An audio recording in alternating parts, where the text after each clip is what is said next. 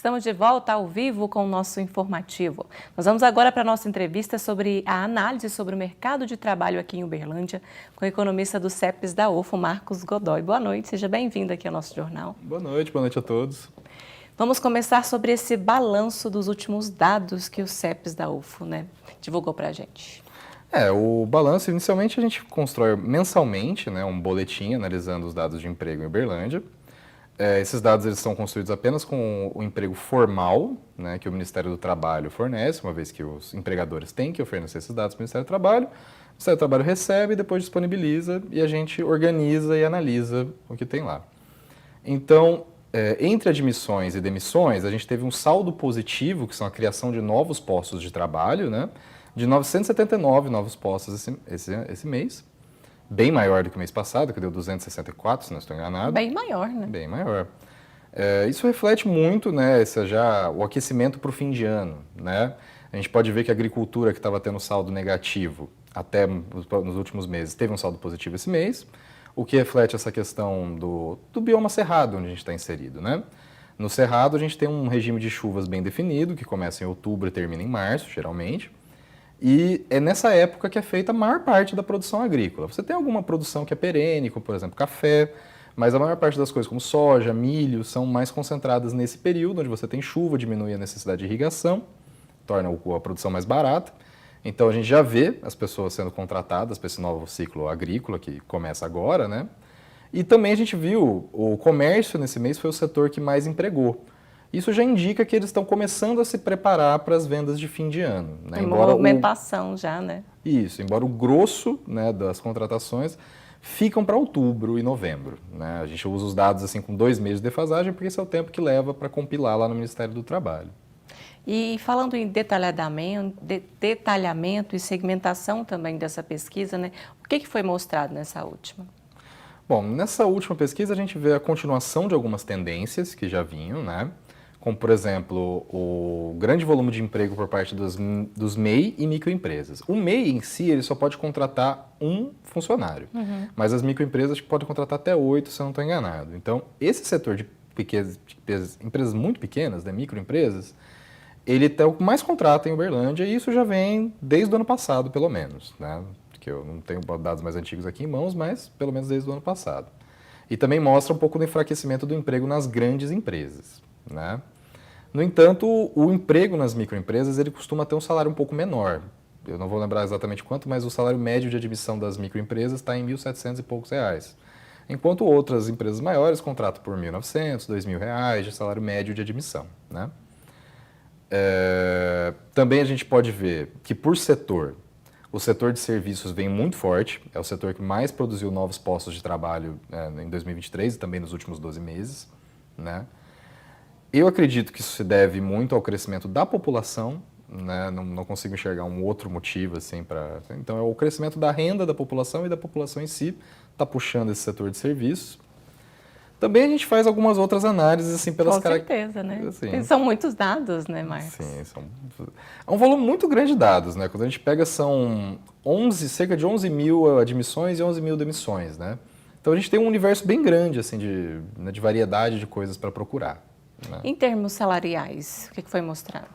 Em termos salariais, a gente vê que o salário em Uberlândia vem aumentando, a gente sempre trabalha com os dados ajustados pela inflação, para não se perder nisso. O salário aumentou, mas pode ser só inflação, Não, Uberlândia tem tido um crescimento, nos últimos 12 meses ele está... Não, em 2023 ele está em cerca de 5%, o crescimento do salário de admissão. E isso é bom, Isso gera, e como a cidade está gerando emprego e os salários estão crescendo, isso é muito bom. Sim, com certeza. Para toda a economia, Sim. E essa demanda, como eu disse, é o que vem puxando um pouco mais o setor de serviço e a gente entra nesse círculo virtuoso, Em que o crescimento da renda gera mais consumo, que gera mais emprego, que gera mais renda e mais consumo. E questão de gênero de contratação? Bom, na questão de gênero de contratação, no saldo a gente não vê tanto impacto, É na remuneração que a gente vê uma disparidade, Existe sempre o salário maior, médio, dos homens do que das mulheres, mas a gente vê que as maiores disparidades elas estão nos níveis de mais elevada educação, na pós-graduação e graduação. Na pós-graduação, esse mês, a gente teve um resultado surpreendente, que foi um salário médio dos homens 178% acima do salário das mulheres. No entanto, as declarações com que fala do Ministério do Trabalho, que os empregadores declaram para o Ministério do Trabalho que a pessoa tem pós-graduação, são muito poucos, porque só é declarado quando é uma exigência do cargo. Então a gente teve só 14 contratações desse tipo. Mas mesmo quando a gente olha para o universo das pessoas com curso superior, e aí nesse curso superior a gente vai ter muita gente com especialização, que não foi declarado pela empresa, o salário ainda assim é quase 60% maior dos homens em relação às mulheres. Então isso em questão de gênero, nas escolaridades superiores contra-intuitivamente, né? É onde a gente vê mais disparidade, não na base da pirâmide. É muito, né, diferente. Não pode ficar assim esse negócio. Eu, como mulher, não pode ficar assim. Falando em contratações, a tendência é que agora o mercado se aqueça, né, Marcos? Então a gente fez uma reportagem pensando nessas contratações temporárias. Setores da indústria, serviços e comércio já começaram a preparação para contratar neste final de ano. Saiba agora qual é a expectativa de contratação e até mesmo da possibilidade dessas vagas temporárias se tornarem efetivas. Na reportagem de Matheus Minúcio, com imagens de Felipe Leonardo.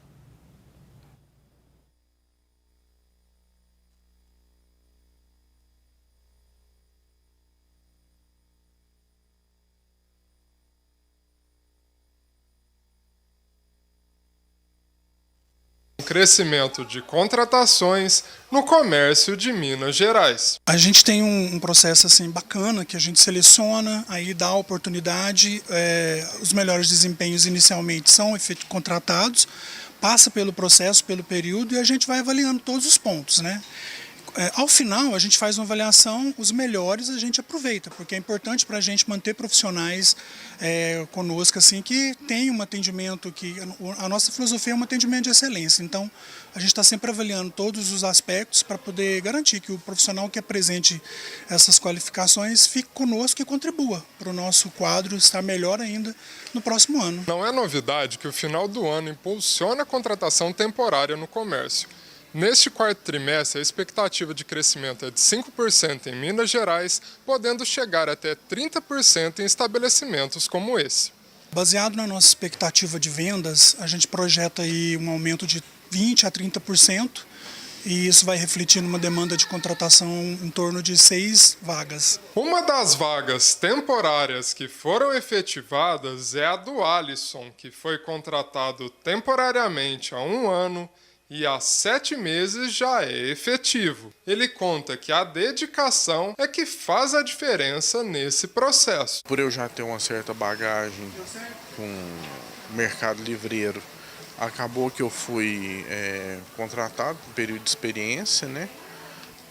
E acabou que esse período de experiência, que seria, né, os 3 meses, né, de temporário, eu já estava com a ideia de permanecer na empresa, né? Então, assim,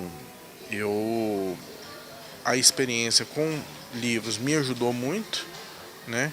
E o fato de eu já não ter em foco que era só um trabalho temporário, eu acho que me incentivou a poder me dedicar mais para poder ser efetivado, né, no final desse período, e não simplesmente ser só esse período temporário. Marcos, a expectativa para o final de ano é que aumente, né, esse número de contratação. Sim, a gente deve ver uma continuidade, né, dessa questão, né, dos empregos sazonais, como no comércio e na agricultura. Também o crescimento da renda que vem vindo, ele deve continuar subindo o emprego também nos outros setores, que não são tão sazonais. Mas é importante a gente ver que quando esses setores sazonais, eles crescem muito o emprego nos últimos meses do ano e no começo do ano eles demitem, cada um por sua lógica, né? O comércio, porque ele está contratando para as vendas de fim de ano, quando elas já foram feitas, já não tem a necessidade. E a agricultura, porque quando a chuva passa, apenas algumas atividades agrícolas, geralmente com maior qualificação, continuam. Então a maioria dessas pessoas que são contratadas com uma qualificação menor vão sendo dispensadas da agricultura a partir de fevereiro. A questão é que no começo de ano a demissão é maior um pouco, né? Isso. Então, mas se a pessoa fizer ali o esforço, ser bem reconhecido como o moço da reportagem, ele pode ser contratado também. Pode sim. Então, vamos fazer uma média do primeiro trimestre do ano que vem. Como que você vê de expectativa para esse mercado de empregos em Uberlândia? Eu imagino que os salários devem continuar crescendo, mas num ritmo moderado, nada excepcional.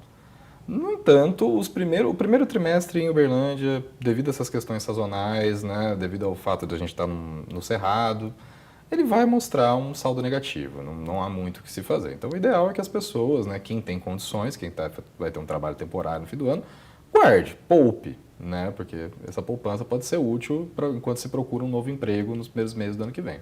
Com certeza, porque os produtos aí só têm aumentado o valor também. Inclusive o CEPS faz essa questão de avaliação também dos preços na cidade, né? Conta pra gente um pouquinho do trabalho do CEPS, para quem não conhece o CEPS aqui da UFO. Isso. O CEPS é o Centro de Pesquisa Econômicos Sociais da UFO, ligado ao Instituto de Economia e Relações Internacionais. A gente tem ali, funcionando hoje, 4 observatórios, né? Esse que eu trabalho é o Observatório do Trabalho, onde a gente trabalha principalmente com essas questões de saldo e remuneração. A gente tem o IPC, que é o mais antigo do CEPS, ele, se não me engano, ele está desde o final dos anos 70, né? Calculando o índice de inflação. É o maior setor do CEPS, que tem uma equipe grande, porque as pessoas têm que ir nos mercados, coletar os preços, né? Então, não é uma pesquisa que você faz sentado na sua sala. E, com isso, eles têm essa série histórica bem longa, que eles têm a inflação de Uberlândia, que é um grande privilégio de Uberlândia, né? Porque na maioria das cidades você não tem. A inflação era calculada apenas em algumas grandes capitais, como São Paulo, Salvador, Brasília, né? E nas outras cidades não. Então a gente pega e fala, qual é a inflação de Uberlândia? A inflação de Uberlândia a gente pega de Brasília, se não tivesse o IPC. Aí não dá para comparar, né? É uma comparação um pouco esdrúxula, porque Brasília é uma cidade muito diferente de Uberlândia, né? Então isso ajuda muito as pessoas que precisam tomar decisões e saber o nível de preços, né? Ter esse dado para Uberlândia.